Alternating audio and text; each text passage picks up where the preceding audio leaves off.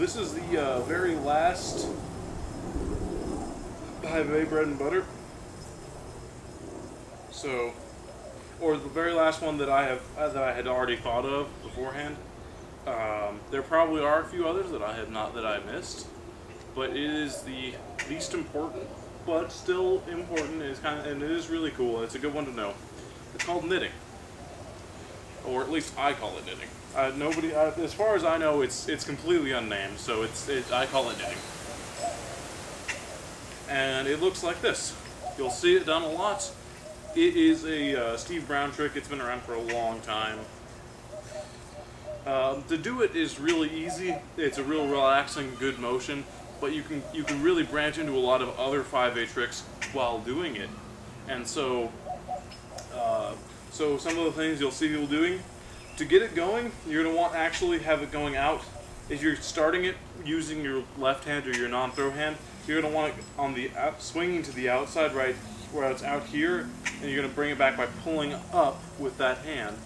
And then dropping the counter with your other hand.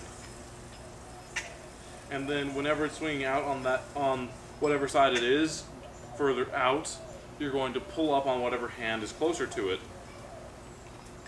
Not snag, I know it's not snagged. No, it is snagged, okay. Hang on. Technical difficulties. Hold please.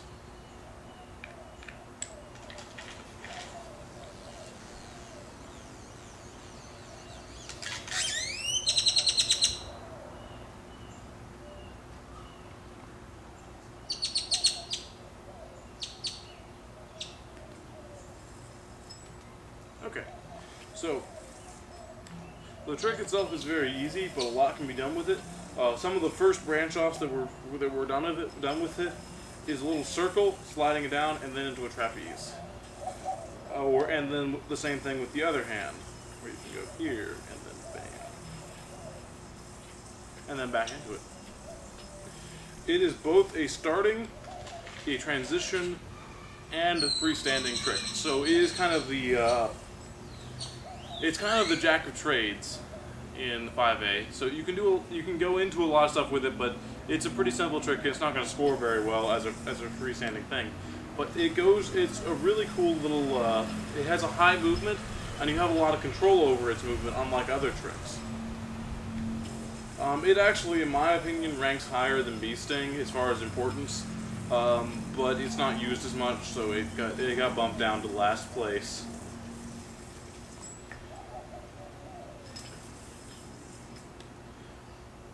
Alright. What you're going to want to do for the very first spin-off trick of a circle and then dropping and catching a trapeze, and the same thing with the other hand, is you're actually going to want to first practice just swinging it and then going back into it. Swinging it and then going back into it. You're going to want to swing it in the same direction in which it was moving, so you don't have to, you're not trying to change direction there. That's going to be different than going there, because that's the second one doesn't flow very well, so it's kind of intuitive on how to swing it. It goes in the same direction. And then from there, what you're going to do is, as it swings, you're going to let go with this hand and then slide it down as it goes towards the other one. Slide down and then catch it in a trapeze as you would in 1A. So, swing, let go, catch. Swing, let go, catch.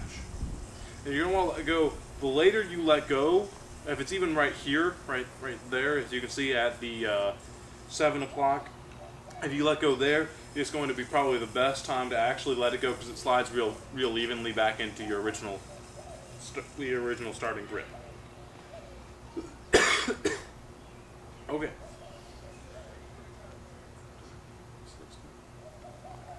Oh, whatever. So again, when you also, something kind of cool about that little swinging trapeze right there. You can do it, first off, you can do it with both hands just fine. It feels the same, except it's just you're doing it with the other hand. So it's it'll be awkward at first, but you'll get it down. So something that's really cool about this as well as swinging is you actually don't have anything caught over it, so you can perfectly well be in a leg and then into whatever trick you want. Oops, wrong thing. So actually at the moment of transition of the dice, you're actually entirely here, and it's just as if you had just thrown it, so you can actually land under the under the leg trapeze. The same idea is actually used if you hold on to that counterweight and don't do that. You end up like this, and you can do the Tyler Severance McGee aerial. That's really crazy because it has two people's name. It's an unnamed trick so far. It goes right here, and then over, and then the counterweight drops on. Yeah, that's a really cool trick that you can do off of it. That was, yes, it actually is Tyler Severance's trick. I saw him do it in one of his routines, so I can't take credit for that. Frowny face. Something that you also, as you get used to this, you can actually start doing it up and down. You can get a real smooth bind out of that. You can bring it up as it goes up, and it'll actually catch in an undermount instead of an overmount if you bring it up high enough when you bring it back down. If you bring it up real high, you can perfectly well catch it like that. Or if you switch hands as you're going up, oops, it's a little harder, like that.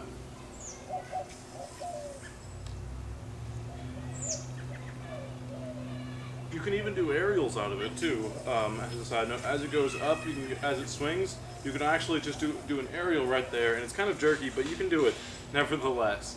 I've seen some people do it smoothly, but I can't, so I don't really know the timing for it. But you can mess around with that. It's a cool trick that has some really cool transitions. It's real easy to get into. It's real easy to get used to. And one of the things that it does that's really unique about other 5A tricks is it's one of the tricks that every skill level uses. The very first beginners can use it just fine, and the masters will use it. Like you'll see Augie Fash do it really fast. You'll see Tyler Severance do it a lot, and you'll see some other famous ones whose names are eluding me at the moment. Actually, the person who I would say is most signature for doing it is probably Augie Fash, because he, I don't know why, but one part of his routine at the 2009 Worlds that I always thought was really cool, he kind of bows his head and is going really fast and kind of brings it up and then does a really big one like that. It's not really that it's hard, it's just that it was a really focal moment, and so he's the person who I always think of when I think of this trick. Don't really know why, but, well, I kind of do. But yeah. And so that is knitting. And this is also, again, I'll bring this up. This is the last 5/8 bread and butter. I might do another one later, but it will probably be at the end of the bread and butter series, which is going to take probably over a year to finish. So that's it for the bread and butters for 5A. I hope that it helped. Some people have given me some really positive feedback about it helping them with 5A. There are a lot of them now, and there really weren't any excellent 5A tutorials before this. I wouldn't say mine are excellent, but they at least hit a lot of stuff, and they hit a lot of things, so we're going to conclude it